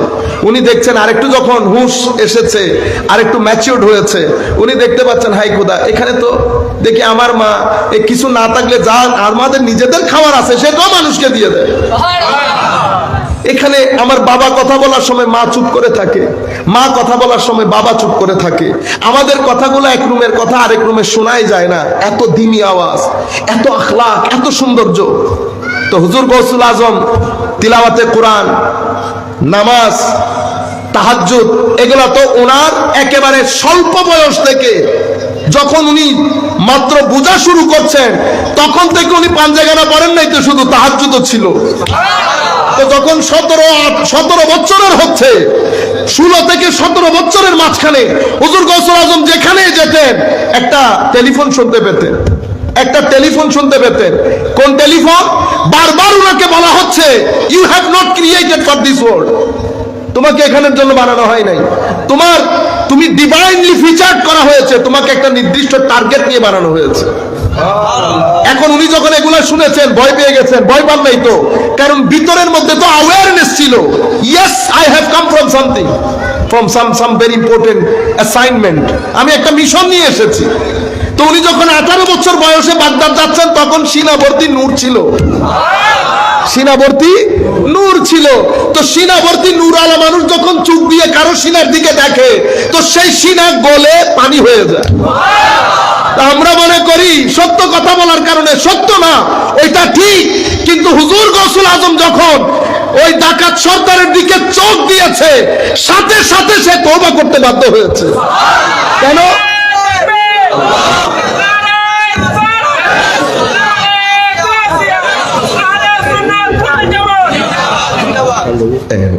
সেই কারণে হাদিসে পাকে আমার নবী বলছে যে আমার মুমিনের, আমার উম্মতের মুমিন যারা, তাদের ফেরাসত থেকে বেঁচে থাকিও। কেন? তারা যখন দৃষ্টি দেয় তো বিনুরিল্লাহি আযজা ওয়াজাল, আল্লাহর নূর দিয়ে দেখে। কেন? আমার আল্লাহ বলছেন বান্দা যখন আমাকে খুশি করে ফেলে, কাজ দিয়ে, আমল দিয়ে, ইবাদত দিয়ে, নওয়াফেল দিয়ে, যখন বান্দা আমাকে খুশি করে তখন আমি তাকে গ্রহণ করে নেই, আমি তাকে ভালোবাসি, তাকে নৈকট্য দান করি, তার হাত আমার হাত হয়, তার চোখ আমার চোখ হয়। ওই যে নজরের কথা বলেছি, তো হুজুর গৌসুল আজম চোখ গৌসুল আজমের হলেও নজরে কাদেরই ছিল না, নজরে রব্বানি ছিল। আপনারা বুঝতে পেরেছেন? মানে চোখ হুজুর গৌসুল আজমের, কিন্তু হাদিসে কুদসির মধ্যে আল্লাহ বলছেন যে এই সমস্ত বান্দাদের চোখ আমার চোখ হয়, আমার চোখে দেখে, আমার হাতে ধরে, আমার মুখে বলে। সেই কারণে এই যে ওখান থেকে বিলকিসের সিংহাসন সেকেন্ডে নিয়ে আসা, সেটা শুধুমাত্র আল্লাহর পক্ষে সম্ভব। কোন বলবে? ফায়াকুন হবে। তো আসিফ বিন বারখিয়া কোন ফায়াকুনের মর্যাদায় কিভাবে পৌঁছলো? ইবাদত করতে করতে মওলা যখন গ্রহণ করে নিয়েছে, জবান আসিফ বিন বারখিয়ার হলেও আদেশে রব্বানি ছিল। কোন রব্বানি? যার কাছে কোনো জায়গা নাই, দূরত্ব নাই, স্থান কাল সব এক। কোন ফায়াকুন। আপনি এই জায়গার মধ্যে আসার আগে কোরআনের ওই আয়াত দেখেন, যে আয়াতের মধ্যে আল্লাহ বলছে যে যার কাছে কিতাবের এলম ছিল উনি ওখান থেকে এখানে নিয়ে এসেছেন ব্লিঙ্কিং অফ আইস এর মধ্যে। তো ব্লিঙ্কিং অফ আইস এর মধ্যে কোন আসে আর কি? কোন ফায়াকুন, কোনের মধ্যে ফায়াকুন হয়ে গেছে। তো কোন ফায়াকুন এটা আল্লাহ করবেন, আসিফ বিন বারখিয়া কিভাবে করলো? আপনারা এখন বুঝতে পেরেছেন পুরো ঘটনা। আমি যেখান থেকে কথা বলা শুরু করেছিলাম, আমার ভাইয়েরা, ইমানের মাধ্যমে স্থিরতা আসে। তো আমাদের এখান থেকে হায়া চলে গেছে নাম্বার 1। আরেকটা যেটা গুরুত্বপূর্ণ বিষয় চলে গেছে সেটা হচ্ছে সহযোগিতা। আমি আপনাকে সহযোগিতা করব, সহযোগিতা যে কোনো পারপাসে। আপনার সলাপরম এখানে তো সব সহযোগিতা না। আপনি যদি আপনার খুব কাছের বন্ধু, পাঞ্জাগানা নামাজের বন্ধুকেও যদি টাকা দেন, এই গেছে, এগুলা বেহায়াই, বেগাইরতি। আপনাদের মধ্যে যদি আপনারা কারো কাছ থেকে টাকা নিয়ে থাকেন, বেটা 5 টাকা হোক 10 টাকা হোক, আপনি যার কাছ থেকে টাকা নিয়েছেন তাকে বলবেন আপনার টাকার কথা আমার স্মরণে আছে, আমার যখন আসবে দিয়ে দেব। কারো কাছ থেকে আপনি টাকা নিলে এটা ফেরত দেবেন না কেন? টাকা নিয়ে ফেরত না দেওয়া, তার মানে আপনার চরিত্রের মধ্যে কমপ্লিটনেস নাই, আপনার চরিত্রের মধ্যে লুজ একটা কোন জায়গায় স্ক্রু লুজ হয়ে গেছে। আপনি যখন এটা করবেন তো আপনি মারা যাওয়ার পরে আপনি কিন্তু আরেকজনের হক নিয়ে মারা গেছেন। আপনার এমনি গুনাহগাতা আল্লাহ ক্ষমা করে দেবেন।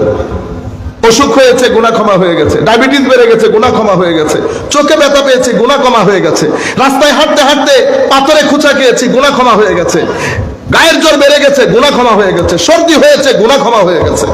টাকা এক বক্সে এক ডেস্কে রেখেছি, আর 10-12 ডেস্ক খুঁজতে খুঁজতে টেনশন ক্রিয়েট হয়েছে, গুনাহ ক্ষমা হয়ে গেছে। এটা আমার নবী বলেছেন হাদিসে পাকের মধ্যে, মা ইউসিবুল মুসলিমা মিন নাসাবিন ওয়ালা ওয়াসাবিন ওয়ালা হাম্মিন ওয়ালা গাম্মিন ওয়ালা হুজনিন হাত্তা শাওকাতা ইউশাক্কু ইল্লা কাফারাল্লাহু বিহা ফাতায়া আও কামা ক্বালা রাসূলুল্লাহ সাল্লাল্লাহু আলাইহি ওয়াসাল্লাম। রাস্তার মধ্যে হাঁটার সময় আমার নবী বলছে, পায়ে কাঁটা লাগলে ওই কাঁটা দিয়ে আল্লাহ মুমিনের গুনাহ ক্ষমা করে দেন। শেষে হযরত আয়েশা সিদ্দিকা রাদিয়াল্লাহু তাআলা আনহা বলছেন, এরপরে যদি মুমিনের কোনো গুনাহ থেকে থাকে আল্লাহ তার মৃত্যু যন্ত্রণা বাড়িয়ে দেন। যখন মুমিন কবরে ঢুকে সাফ সুতরা হয়ে ঢুকে। হুজুর করিম সাল্লাল্লাহু আলাইহি ওয়াসাল্লাম বলছেন, আল্লাহ যাকে ভালোবাসে আল্লাহ তাকে ইস্তেমাল করে। কি করে? এটা আল্লাহ রাসূল কি বুঝিয়েছেন আল্লাহ জানেন আর আল্লাহ রাসূল জানেন। ইস্তামালাহু, তো ওয়া কাইফা ইস্তামালাহু, কয় এটার অর্থ কি ইয়া রাসূলুল্লাহ সাল্লাল্লাহু আলাইহি ওয়াসাল্লাম? কয় এটার অর্থ হচ্ছে আল্লাহ যাকে ভালোবাসেন মৃত্যুর আগে হলো আল্লাহ তাকে মসজিদমুখী করে ইন্তেকাল করাবে। মানে আমলে খায়রের তৌফিক দান করেন আল্লাহ তাকে। আমার ভাইরা, দিন ভদ্রতার নাম, দিন সহনশীলতার নাম, দিন সচ্চরিত্রের নাম, দিন মানুষকে সহযোগিতার নাম, দিন গরিব আত্মীয় স্বজনের খবর নেওয়ার নাম, দিন পাড়া প্রতিবেশীর সুখে দুঃখে সাথে থাকার নাম। আমি আপনি যেটাকে দিন মনে করে পালন করছি সেটা দিন হলেও পরিপূর্ণ দিন। আপনি আমার নবীর চরিত্রের মধ্যে দেখেন, একেবারে শুরু থেকে আমার নবী দুনিয়া থেকে যাওয়ার আগ পর্যন্ত আমার নবী সাল্লাল্লাহু আলাইহি ওয়াসাল্লাম যখন ওহী নিয়ে ঘরে ঢুকলেন, হযরত খাদিজাতুল কুবরা যখন দেখেছেন আমার নবী একটু বিচলিত, একটু নার্ভাস, হযরত খাদিজাতুল কুবরা রাদিয়াল্লাহু তাআলা বলছেন, ইয়া রাসূলুল্লাহ আপনি বিচলিত হবেন না, ওয়াল্লাহি মা ইউখজিকাল্লাহু আবাদা, আল্লাহ আপনাকে কখনো এমবারাসমেন্ট সিচুয়েশনে ফেলবে না। কেন কেন ফেলবে না ইয়া রাসূলুল্লাহ, বলেন তো দেখি। হযরত খাদিজাতুল কুবরা রাদিয়াল্লাহু বলছেন, কারণ আপনি আত্মীয়তার সম্পর্ক নিয়ে অনেক যত্নশীল। দেখছেন, রসুলের পাককে বর্ণনা করা হচ্ছে, আমার নবী কেমন ছিল সেটা বর্ণনা করা হচ্ছে। এগুলো আমি আমার সাথে মিলে দেখব যে আমার নবীর সুন্নত আমার ভিতরে কতটুকু আছে। আপনি মনে করছেন শুধু দাড়ি সুন্নত, আপনি মনে করছেন শুধু লম্বা জুব্বা পরা সুন্নত। আমি আপনাকে বলি, খাদিজাতুল কুবরা যখন আমার নবীকে স্কেচ আউট করেছে, আমার নবীর চরিত্রকে ফিগার আউট করেছে, কি বলেছিল তখন? আপনি আত্মীয়তার সম্পর্ক অনেক যত্নশীল, পাড়া প্রতিবেশীর অধিকার এবং তাদের ব্যাপারে অনেক চিন্তাশীল। আপনি ওয়াতাকসিবুল কাল, মানে হচ্ছে আপনি উপার্জনক্ষম, সমাজের ডেস্টিটিউট ডেপ্রাইভড ক্লাস যারা, তাদের জন্য আপনি খাদ্যের যোগান দেন, তাদের খাদ্য নিশ্চিত করেন। উপার্জন অক্ষম ব্যক্তির জন্য আপনি নিজে উপার্জন করে তাকে টাকা পয়সা দিয়ে সহযোগিতা করেন। আপনি সমাজের মধ্যে অসহায় নারীদের মাথার উপর ছাতা ধরে রাখেন। আমি এটা অন্যভাবে ভাবের অনুবাদ করছি আর কি। আপনি সব সময় হকের পক্ষে আওয়াজ বুলন্দ করেন, কোন সময় মিথ্যা সাক্ষী দেন না, হকের পক্ষে আওয়াজ বুলন্দ করেন। কাজেই ইয়া রাসূলুল্লাহ আপনাকে আল্লাহ রাব্বুল আলামিন কি করবে না, বিচলিত বা এম্বারাসমেন্ট সিচুয়েশনে ফেলবে না। আমার নবী নার্ভাস ছিল, এখন তো কিছু বললেই, কারণ এখন তানকিসে নবুয়তের একটা পরিবেশ সৃষ্টি করা হয়েছে। আমার নবী সাল্লাল্লাহু আলাইহি ওয়াসাল্লামের নবুয়তকে খাটো করা, এটার একটা এনভায়রনমেন্ট তৈরি করা হয়েছে। এখন আমি যখন বিচলিত বলেছি, বলেছে না বিচলিত, হ্যাঁ ভাই বিচলিত, ওই বিচলিত না, আপনি আপনার মতো করে চিন্তা করছেন। আমরা যখন বলি নবী বিচলিত, নবীর বিচলিত কিরকম?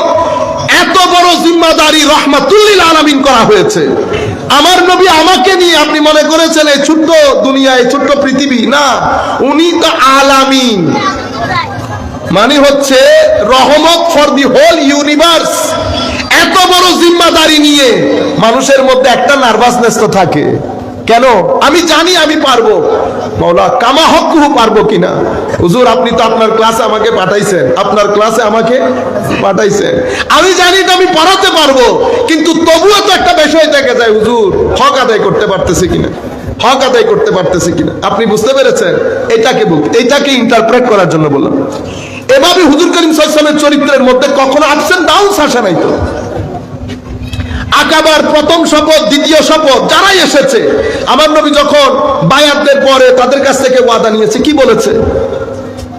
তোমরা কিন্তু মুসলমান হয়ে গেছো, চুরি করতে পারবা না, মিথ্যা বলতে পারবা না, বেবিচার করতে পারবা না, মানে অশ্লীলতা বন্ধ করে দিতে হবে, মানুষের উপর জুলুম করতে পারবা না। আপনি একটা একটা করে পড়ে যান। ঠিক যেই দিন মক্কা বিজয় হয়েছে একই কথা, আজকে সবাইকে মাফ করে দিয়েছে। নবী চরিত্রের মধ্যে এই হচ্ছে আমার নবী সাল্লাল্লাহু আলাইহি ওয়াসাল্লামের চরিত্র, যেটাকে ফিগার আউট করা হয়েছে। এখন আমার দিকে আপনি নজর দেন, আমাদের মধ্যে এই চরিত্র আছে কিনা। হিংসা ভরপুর, হিংসা ভরপুর। দেখেন, এগুলোর সাথে আপনার ড্রেসের কোনো সম্পর্ক নাই। আপনি কোন কাপড় পরেছেন, কোন কাপড় পরেন নাই, এগুলা বিষয় না। আমি আপনাকে বলেছিলাম না, মানুষ উঠতে উঠতে উপরেও যাইতে পারে, নামতে নামতে নিচে আসতে পারে। এই বিষয়টা আল্লাহ শুধু মানুষকে দিয়েছে। পৃথিবীর অন্য প্রাণী, মাছ পুকুরে থাকে, মাছকে আপনি জমিনে আনতে পারবেন না। পাখির একটা স্টেশন আছে, মাছের একটা স্টেশন আছে, গরুর একটা স্টেশন আছে। স্টেশন নাই তো মানুষের নাই। যাইতে যাইতে চাঁদের দেশে পর্যন্ত গোতাগুতি শুরু করছে, আপনি বুঝতেছেন না? চাঁদের দেশে পর্যন্ত গোতাগুতি শুরু করছে। মানুষের কোন স্টেশন বানানো হয় নাই। মানুষ লাকাদ কাররামনা বনি আদম বলেছে। মানুষের ভিতরে ইন্টেলেক্ট দিয়ে আল্লাহ রাব্বুল আলামিন বলেছে মানুষের দুই ধাপ, দুই চরিত্র, হয় আসমানে নয় একেবারে চতুষ্পদ যন্ত্র চেয়ে নিকৃষ্ট। মাওলা উপরে কেমনে উঠে নিচে কেমনে যায়, তো ওই ভিতরের ডিভাইস, ভিতরে ডিভাইস। কি ডিভাইস? তোমার ভিতরে একটা নফস দিয়েছি, ওই নফসের খামির, তোমার ওই নফসের মধ্যে তোমার চরিত্রের খামির বানানো হয়। তুমি যখন দেখবা কারো ভিতর, কারো কথাবার্তার মধ্যে হিংসার বহিঃপ্রকাশ হয়েছে, তো তুমি ধরে নাও নফসের খামিরের মধ্যে হিংসা আছে। তুমি যখন কাউকে দেখবা অশ্লীল, তো তার নফসের ওই খামিরের মধ্যে শ্লীলতা নাই। তুমি যখন কাউকে দেখবা কথাবার্তার মধ্যে অ্যারোগেন্স আছে। আমরা বিভিন্ন জায়গায় মসজিদে যাই না, জুমার মসজিদে কত জায়গায় কত ধরনের লোক, ধরেন একটু টাকা পয়সা আছে, একটু পাওয়ার আছে, বুঝতে পেরেছেন? ওনাদের মসজিদে ঢুকা দেখলেই বুঝতে পারি, আর ওনাদের দৃষ্টিতে আমরা মৌলবী, কিন্তু মাঝে মধ্যে ওনারা ভুল করে ফেলেন, বুঝতে পেরেছেন না? রং জায়গায় নক হয়ে যায়, বুঝতে পারে না কোন জায়গায়। এটা একটা কাহিনী বলি, আপনাদের হাসির কারণ হবে একটু। এখন আপনি বলবেন, হুজুর বেশি কি অহংকারী?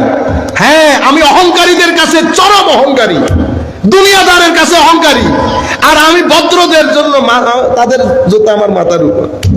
আপনার যখন মনে হবে আমি অহংকারী, তো ভিতর দোষ আপনার, আপনার ভিতরে গন্ডগোল আছে।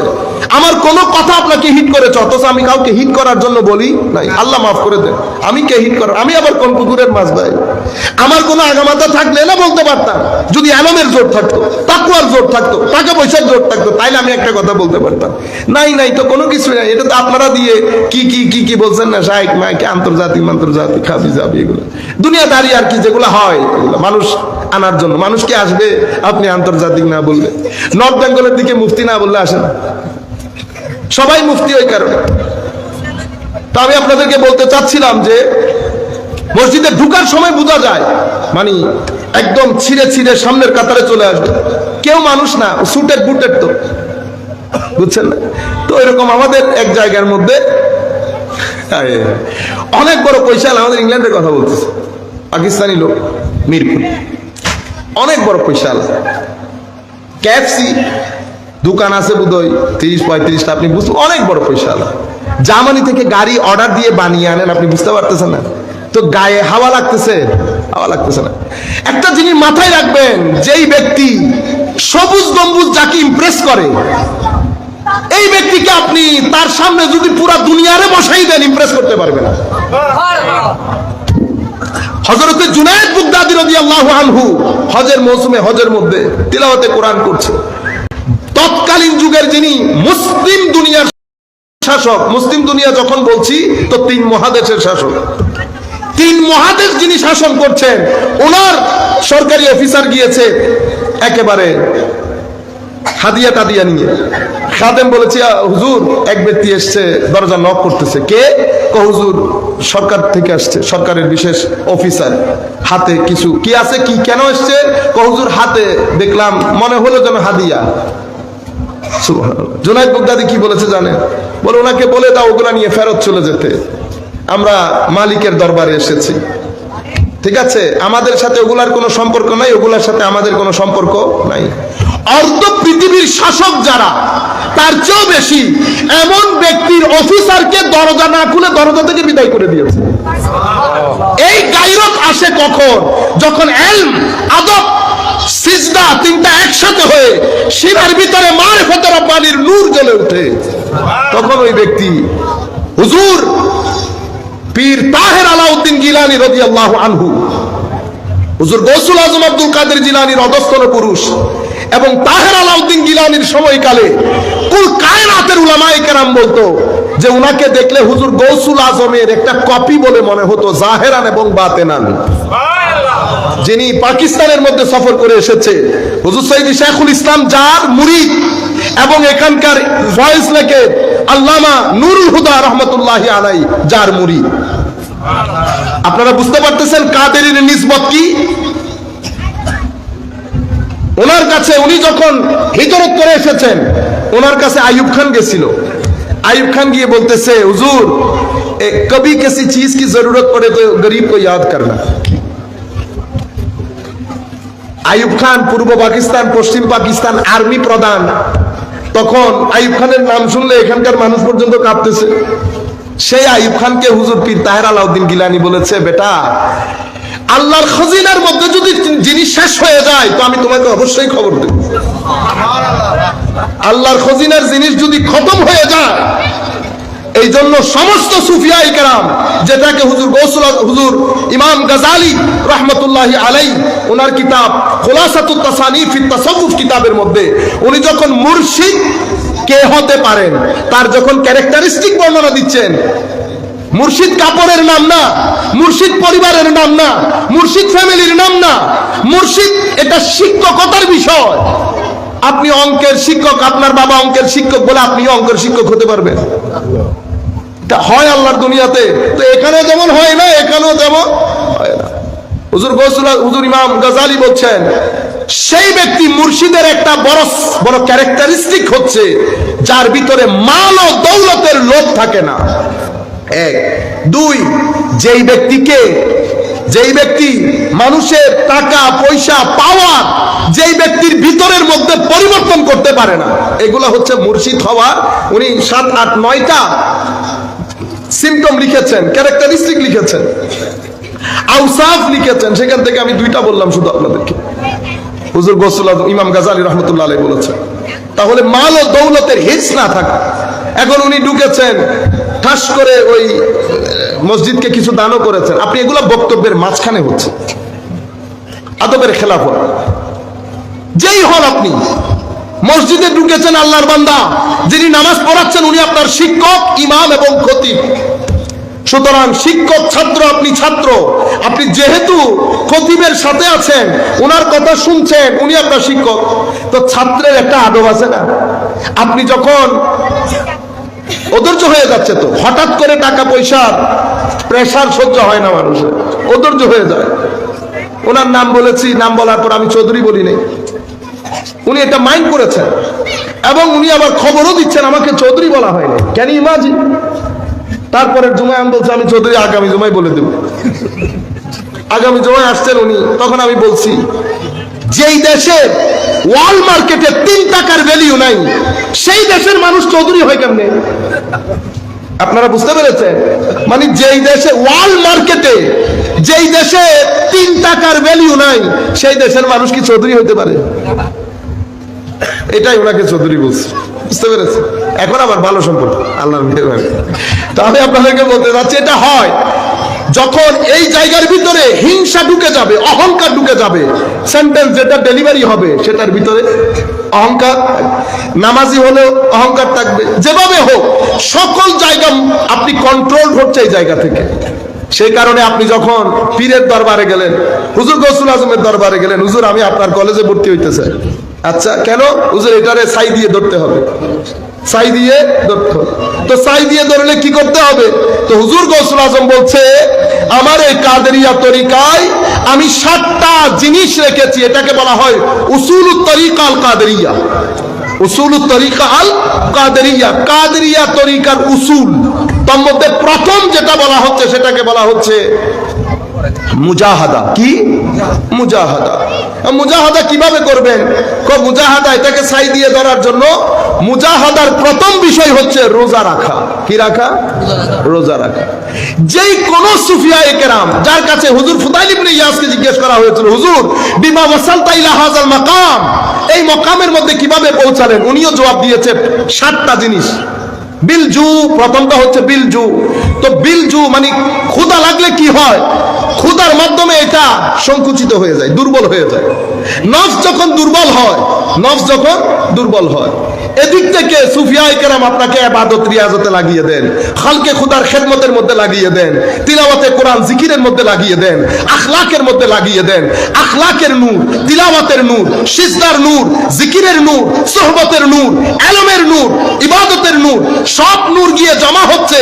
আর এটা সংকুচিত হয়ে গেছে রোজার কারণে, সংকুচিত হয়ে গেছে রোজার কারণে। যে এটা সংকুচিত হয়ে গেছে, আপনার ওই পানি টপ টপ করে পড়া বন্ধ হয়ে গেছে, এই নূর জেগে উঠেছে। আপনি আমাকে বলছেন হুজুর এটা তো আমি আগেও করতাম। আগে করতেন, কিন্তু আগের বস্তার মধ্যে একটা ছিদ্র ছিল, সেই ছিদ্র দিয়ে ইঁদুর ঢুকতো। কি ঢুকতো? ইঁদুর। এটা বলেছেন ইমাম জালালউদ্দিন রুমি ওনার মসনবী শরীফের মধ্যে, যে বস্তার ভিতরে ছিদ্র, সেই ছিদ্রের মধ্যে ইঁদুর ঢুকে। ইঁদুর কখনো আমলের ইঁদুর ঢুকে, কখনো আকীদার ইঁদুর ঢুকে। আকীদার ইঁদুর আপনাকে বলবে নবুয়ত, নবুয়ত এটা বুঝছেন না? আমলের ইঁদুর আপনার ভিতরে হিংসা, অহংকার এগুলা ঢুকাই দেয়। তো যখন আকীদার ইঁদুরে অ্যাটাক করে, ঈমান হুমকির সম্মুখীন হয়। যখন আমলের ইঁদুর অ্যাটাক করে, আমল হুমকির সম্মুখীন হয়। আপনারা বুঝতে পেরেছেন এখন? তো এই গ্যাপটা থাকার কারণে সেই জন্য জালালউদ্দিন রুমি বলছেন, বেটা তুমি ওগুলা করার আগে বস্তা যে ছিঁড়ে গেছে এটা তুমি স্টিচিং করে দাও, যাতে বস্তা দিয়ে ইঁদুর ঢুকতে না পারে। তো এখন এই ছিদ্রটা বন্ধ করব কি করে? রোজা দিয়ে। কি দিয়ে? রোজা। রোজা রাখবেন, এটা সংকুচিত হবে। এটা যখন সংকুচিত হবে, এই কাজটাই রমজানের মধ্যে হয়, সেই কারণে রোজার মধ্যে ক্রাইম রেট কমে যায়। রোজার মধ্যে রোজার বরকত তো আছেই। আপনি যখন রোজা রাখেন, তো রোজার মাধ্যমে আপনার নফস দুর্বল হয়। এদিকে আপনি তারাবি পড়েন, পাঞ্জে গানা পড়েন, তিলাওয়াতে কোরআন করেন, তাহাজ্জুদ করেন, সবকিছু করে নূর জমে, নূরের পেয়ালা ভর্তি হয়, আর নফসের ময়লার পেয়ালা দুর্বল হয়ে আস্তে আস্তে শুকায় যায়। সেই কারণে এই ব্যক্তি মুখ দিয়ে আর গালি দেয় না, গালি দিয়ে ফেলে 3 বার এরকম করে না। ঘুষ কমে যায়, সুদ কমে যায়, রেপ কমে যায়, ডিভোর্স কমে যায়, করাপশন কমে যায় মাহে রমজানের মধ্যে। এই জিনিসটা সুফিয়ায়ে কেরাম শিখান। সেই কারণে সুফিয়ায়ে কেরামকে সভ্য সমাজ গড়ার কারিগর বলা হয়। হুজুর গৌসুল আজম যেই 7টা উসুলের কথা বলেছেন, সেই 7টা উসুল যদি আমার ভিতরে বাস্তবায়ন করি, আমাকে আর পুলিশের প্রয়োজন হবে না। একদিকে স্পিরিচুয়ালিও সভ্য, ম্যাটেরিয়ালিও সভ্য। এখন আপনাদেরকে একটা আমার বক্তব্য অলরেডি অনেক লেট হয়ে গেছে, এখন আপনাদেরকে একটা মূল মেসেজ দেই। আমার ভাইয়েরা, পুরো পৃথিবীর মধ্যে এমন বিজ্ঞান, যোগাযোগ, মিডিয়া এত উপরে চলে গেছে, সমস্ত ধর্মগুলা দরজা জানালা বন্ধ করে দিয়ে ঘরে ঢুকে গেছে। বিজ্ঞানের সাথে যেই কোনো ধর্ম আর চলতে পারছে না। সমস্ত ধর্মের উপর বিজ্ঞান চ্যালেঞ্জ করে দিয়েছে, চোখ রাঙিয়ে কথা বলা শুরু করছে। তোমার দরকার নাই। কেন? দূর, তুমি আগে ফু দিয়ে যে কাজ করতা, সেটা আমি হাট খুলে 3 দিন রেখে দেয় আমার বেডের বিছানা মেডিকেল কলেজের মধ্যে। ছেলে জিজ্ঞেস করে, বা ডাক্তার সাহেব আমার মা কো হাট খোলা আছে। হাট কি খোলা? আমার কি হাট খোলা? কোন আরো সময় লাগবে। কি করে? একটা স্টিচ করে রেখে দেয়, একটা স্টিচ করে রেখে দেয়। 3 দিন পরে এটা কাজ চলতেছে আর কি, 3 দিন পরে হাট ঠিকঠাক করে আপনাকে ঘরে পাঠাই দিছে। তো এখন সব জায়গার মধ্যে বিজ্ঞান চোখ রাঙানো শুরু করেছে। মডার্নাইজেশন, আধুনিকায়ন হচ্ছে, ওয়েস্টার্নাইজেশন শুরু হচ্ছে। পশ্চিমা বিশ্বের ওয়েস্টার্নাইজেশন। আপনারা বলবেন হুজুর এটা কি? আপনারা এখন বার্গার খাওয়া বেড়ে গেছে না? বেড়ে গেছে কিনা? আপনার ছেলেকে আপনি জিজ্ঞেস করেন, বার্গার খাওয়া বেড়ে গেছে, চিপস খাওয়া বেড়ে গেছে, অর্থাৎ ফ্রাইস বেড়ে। আমি এগুলো আপনাদেরকে যেগুলো বুঝবেন সেগুলো বলছি। এখানে পিজা হাট বেড়ে গেছে, চিকেন ফ্রাই, কেএফসি বেড়ে গেছে। আপনি দেখবেন ওয়েস্টার্ন আন্দাজে ইংরেজিতে কথা বলা বেড়ে গেছে না? যারা জানে না তারাও দুই চারটা বোম্বাস্টিক ওয়ার্ড ব্যবহার করে ফেলে। এটা আমি আপনাকে জাস্ট একটা ছোট্ট সিম্পটম বললাম। এই যে আমি আস্তে আস্তে সেই জায়গায় যাচ্ছি। এই পুরা থ্রেটের মুখে ধর্ম সব দরজা জানালা বন্ধ করে ঘরে ঢুকে গেছে। একমাত্র ধর্ম পৃথিবীতে ইসলাম। যখন ধর্মের মানুষগুলা ওই ধর্মের থেকে আস্থা হারিয়ে ফেলছে, ঠিক সেই সময় মুসলমানরা মসজিদমুখী হচ্ছে। এটা আমি বলি নাই, এটা পৃথিবীর বর্তমানে লেজেন্ড স্কলার, হার্ভার্ড ইউনিভার্সিটিতে এখনো বোধহয় পড়ান, ডক্টর জন এসপোজিটো ইসলাম কবুল করেছেন সোফার, কিন্তু বলেন নাই। উনি অনেক বই লিখেছেন, women in Islam, democracy in Islam, human rights in Islam, অনেক বই লিখেছে এবং উনি হার্ভার্ড ইউনিভার্সিটিতে বক্তব্য দিয়েছে। এখন আমি যে কথাগুলো আপনাদেরকে বলছি, মুসলমান বেড়ে যাচ্ছে, এটা একটা চিন্তার কারণ হয়ে গেছে। এখান থেকে ষড়যন্ত্রের জাল বিস্তার করা হয়েছে। এখন মুসলমানদের তো ইসলাম থেকে বাইর করা যাবে না। কি করা হবে? ওই সূরা তওবার মসজিদে দেরারের ওই চাল, একই প্ল্যান মসজিদে দেরার বানানো হয়েছে। সূরা তওবার মধ্যে এসেছে না, ওয়াল্লাযীনা ইত্তাখাযু মাসজিদান দিরারাও ওয়া কুফরান ওয়া তাফরীকান বাইনাল মুমিনিন ওয়া ইরসাদান লিমান হারাবাল্লাহ ওয়া রাসূলা। মসজিদ বানিয়েছে কেন? মসজিদ বানানো হয়েছে কি কারণে? কুফর প্রচারের জন্য। ওয়া তাফরীকান বাইনাল মুমিনিন, মুসলমানদের মধ্যে মুসলমানদের ঐক্যে ফাটল সৃষ্টি করে মুসলমানদের মধ্যে ফিরকা সৃষ্টি করার জন্য। তাফরীকাম বাইনাল মুমিনিন ওয়া ইরসাদান লিমান হারাবাল্লাহ ওয়া রাসূলা, এবং যারা আল্লাহ রাসূলের বিরুদ্ধে কাজ করছে তাদেরকে সহযোগিতা করার জন্য। On the name of democracy, on the name of human rights, on any name, you just count it. এটা আমাদের বিষয় না। আমি আপনাদেরকে বলতে চাচ্ছি, এই তিনটা আমার নবীর যুগে মুনাফিকরা মসজিদ বানিয়েছে এই তিনটার জন্য। আজকে এই একই তিনটা কাজ মুসলমানদেরকে নিয়ে করা হয়েছে। তখন আগে দেখো, এটা ওয়েস্টের একটা ধরন হচ্ছে, ওনারা যখন কোন রাষ্ট্রে কোনো কিছু করতে যান, ওনারা আগে গবেষক নিয়োগ করেন। গবেষকরা ওই রাষ্ট্রের সংস্কৃতি, ধর্ম, কর্ম, রীতি সব কিছু গবেষণা করে একটা ফাইল রেডি করে সরকারকে দেন। এটা দেখে সরকার বুঝতে পারে এদেরকে কোন জায়গা থেকে আঘাত করতে হবে। তো ফাইল রেডির মধ্যে একেবারে রেড কালারের ছিল যে মুসলমানদের গরিব হতে পারে, অসহায় হতে পারে, কিন্তু মুসলমানদের ঈমানের রাজধানী মদিনা শরীফ। আল্লাহ